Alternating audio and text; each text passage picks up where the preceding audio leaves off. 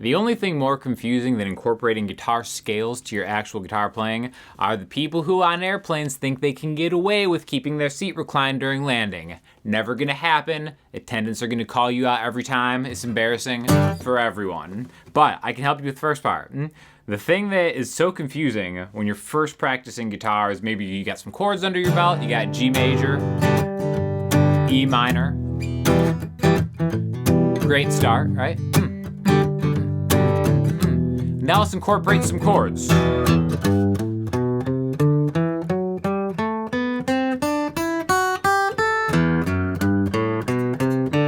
Yeah, what a vibe. Oh yeah. What a fun time we just had playing two chords and two scales. So what we're gonna do today is we're gonna break scales down into a more musical context that you can use alongside with your chords, because that's why you wanna learn scales anyway, just to make the music sound better, all right? So we're gonna start with G major, then we're gonna move to E minor, and then we're gonna talk about how we can go all over the neck and do it, all right? So first thing, G major. This is gonna be our parent scale. All the notes are gonna come from this, all right?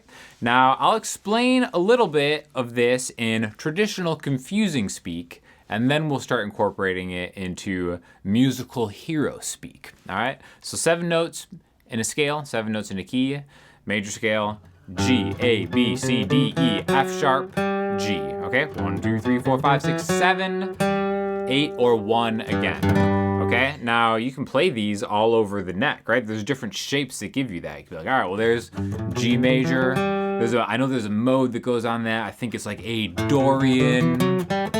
And then that stacks on B Phrygian, stuff like that.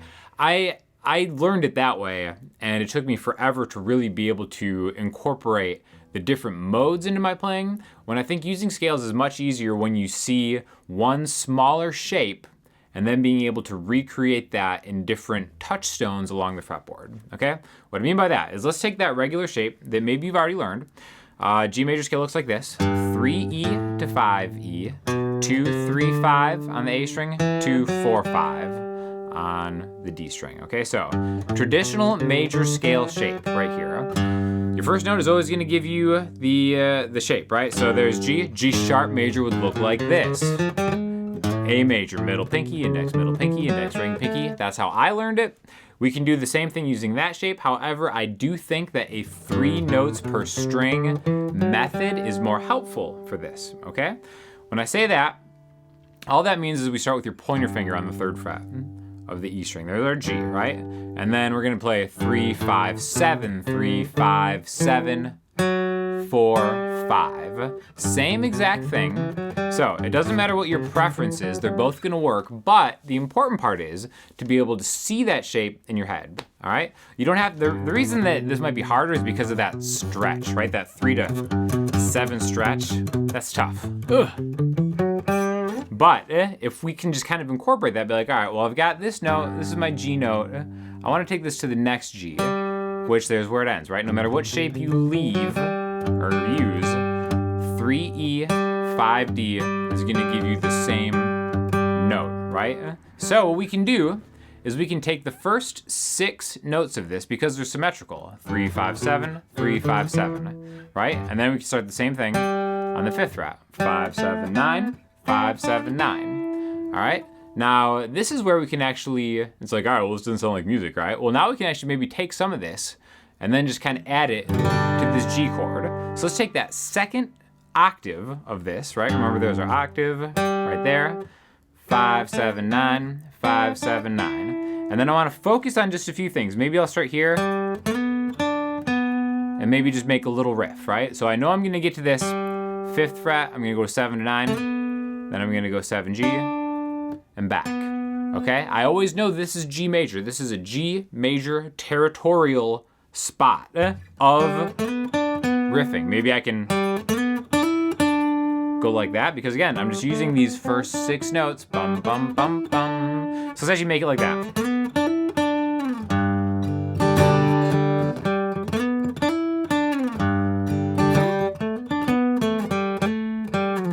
See, I'm going from the chord, and then I'm going into that shape.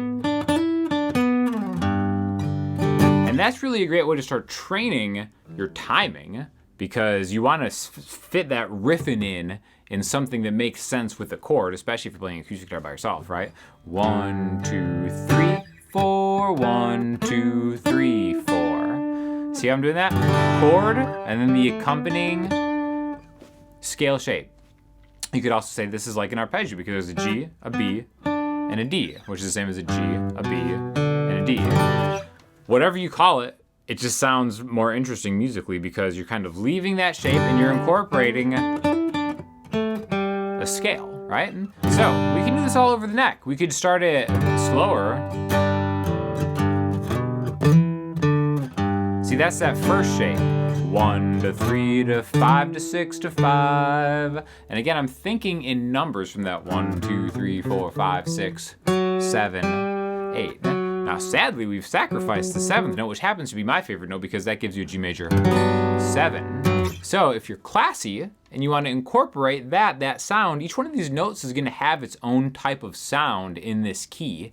And I think that's actually a better way to intro yourself into the modes, because down the line it's like, oh, that's where like different flavors of something, if you've heard people use the word flavor to describe like a guitar part, this is what it means. Every one of those notes, relative to the context of the chord you're playing over it, is going to have a different feel. So if you want to make something pretty, let's find a way to get that 7th note. 1, 2, 3, 4, 5, 6, 7. And then where is this relative to my root note? Because remember, I started this with root notes like that. The 7th note is actually the easiest one to find because it's just a fret back, right?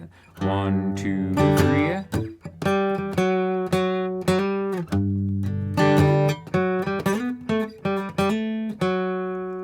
See how it kind of just adds that little question that a major 7 chord provides?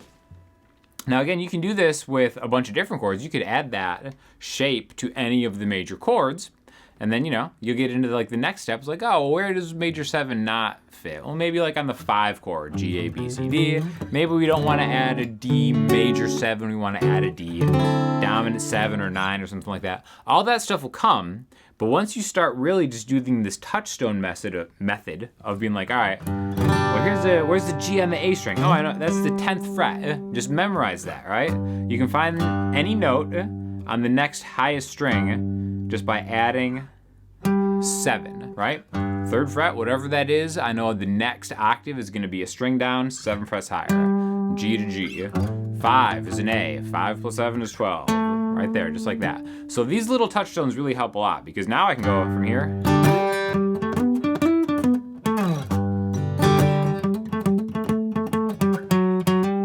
Major 7 back to home. And I'm starting to incorporate the scales in a more musical way. So next step is going to be E minor. But before we do that, I want to tell you about the sponsor of today's video. It is Sweetwater and a new company that I just got turned on to. This is Music Nomad.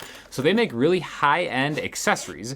This one right here is an equipment care thing. This is something I really need because it's like a how to set up your guitar kit right here. So it's got like the gauge and like the measurement tools and stuff like that. I am so bad at this. This is one of my resolutions for 2024. Keep me honest about this because I'm so bad at setting up guitars and it takes so long to bring a guitar into a shop to pay somebody to do it. I really just need to do it myself. So Music Nomad is the way to go. They got cool stuff like this, humidifier kits. They even have this string winder. I know you've seen stuff like this before, but I have only exclusively used the super cheap ones of these. You can tell this is nice because look at it spin. Look at how smooth that is. It's got like rubber grips. It's got the cutters on the end. So yeah, Music Nomad, loving this stuff. Perfect stocking stuffer. Great for any guitarist if you're looking for a gift for somebody else. Gotta use Sweetwater because they're the best in the business. Huge supporter of my channel. Affiliate link is in the description. Thank you to Sweetwater. Thank you to Music Nomad for sending over the high-end accessories. Check it out in that affiliate link in the description. Let's get to the minor chord version of this. All right. Now, in any key, like I said, there's 7 notes. Every one of those 7 notes can become its own type of scale or mode. Now, we just played the G, A, B, C, D, E, F sharp, and G again. We can play those same notes in the same order, but starting on E. Go back, G, F sharp, E. And then we get this.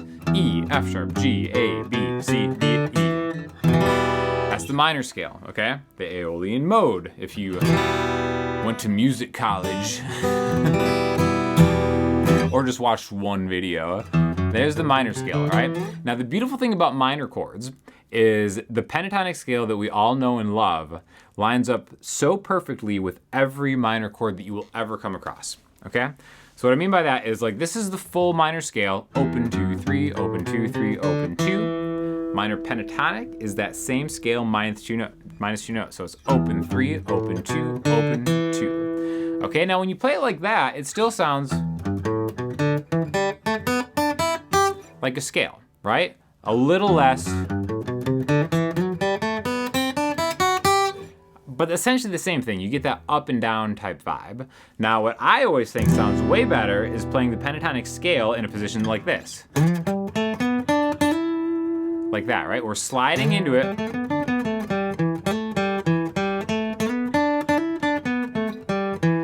And I think it just sounds so much more musical, and especially when it comes to going from a chord into a riff or some kind of scale activity, right? Scale activity. Sounds like a lot of fun, doesn't it? But this is gonna be the same idea, right? Remember we started open 3, open 2, open 2. We started on a root note, E. E on the A string. Remember, how do I find the same note on the next string down? I just add 7. Open is 0, 0 plus 7 is 7. Even if you went to public school, you should probably know that. 7 on the A string is our next E. Now, I can do that minor pentatonic. 7, 10, 7, 9, 7, 9. But I think it's way more musical to play these same notes, but take that minor third and play it on the string down. So I've got, and this is a much more natural playing position. In fact, I think if you like watch some of your favorite guitar players, a lot of the time you'll see them lead with the ring finger to get back to their pointer finger. Very few times do you play a minor third in like an actual song with your root note and then your pinky or your ring finger like that. Not to say that it never happens, but in my experience, the minor third is always better on guitar sliding and then down a string back 2 frets. So you can play the minor pentatonic scale like this. And even though it's not a static hand position like this is, I think it makes more sense. It's even more musical just sliding into it. Hammer on, slide, hammer on. So 7A, 5D, 7D, 9D. And where have we seen this before, by the way? Well, you're right, in that major scale. Now we're starting to link these shapes together, but it all starts from there and ends on 7G to 9G. And there's our octave, right? And then we do the same thing down if we want to compensate for the B string, which we'll get to later. But I want to start talking about how we can switch back between this and then, I think you probably already know, we do the same thing. 1, 2, 3, 4. 2, 3, 4.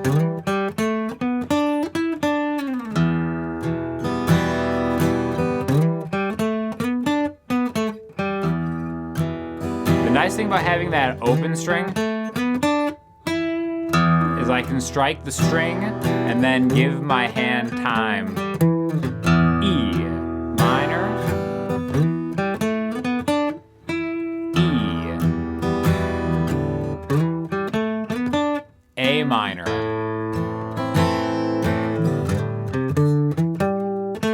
A minor,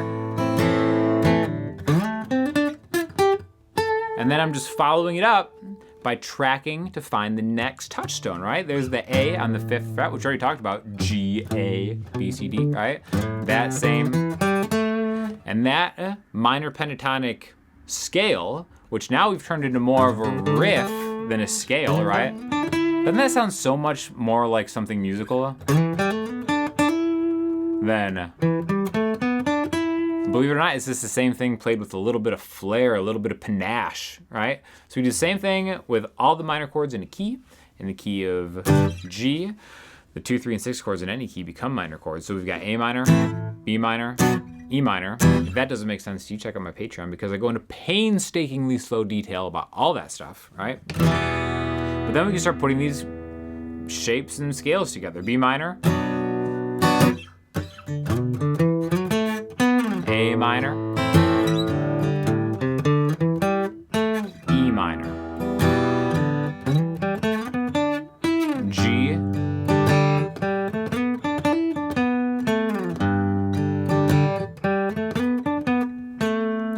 D,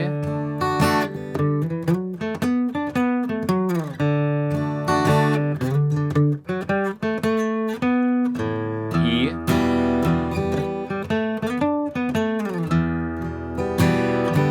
and I know I'm kind of flying through them. Take your time. There's no rush. It really helps to practice to not a metronome, but drum backing tracks. You can find those online. A lot of apps do that too. Just put them, you know, stream them Bluetooth to like a speaker or something like that, because it really just helps you kind of keep the time. But setting a deadline of time is really important. 1, 2, 3, 4, 1, 2, 3, 4, 1, 2, 3, 4, 1, 2, 3, 4, 1, 2, 3, 4, 1 and 2 and 3, 4, A, 2, 3, 4, A, 2, 3, 4, G. So it's all about thinking of the chords you want, using some kind of trick to find that note in a different location. Again, if you know your root note, just add 7 and go down a string, unless we get to the B string, which, you know, we're not going to talk about the B string today. We've been through enough. B string is for a later date. Let me know in the comments if you want maybe like a B string centric video, because the tuning of it just screws up all the shapes and everything. But you don't need to get that high anyway. We just go higher up on the G string. All right? So thank you for watching. Thank you to Sweetwater and Music Nomad. Keep me honest about learning how to set up my guitars properly. I mean, I know the general idea of it, but I feel like I'm really bad at that kind of thing. So keep me honest. Get yourself one of these to join me on this process. You know, I should probably do a video on just how to set up your guitars. Like, I know like a bunch of people who are really good at it. Why don't I do that? It's a great idea. Thank you for giving me that idea, even though I'm just talking to myself right now, and giving myself incredible ideas for the future. Thanks for watching. Thanks to Sweetwater, Music Nomad, for sponsoring the video. I'll talk to you guys soon.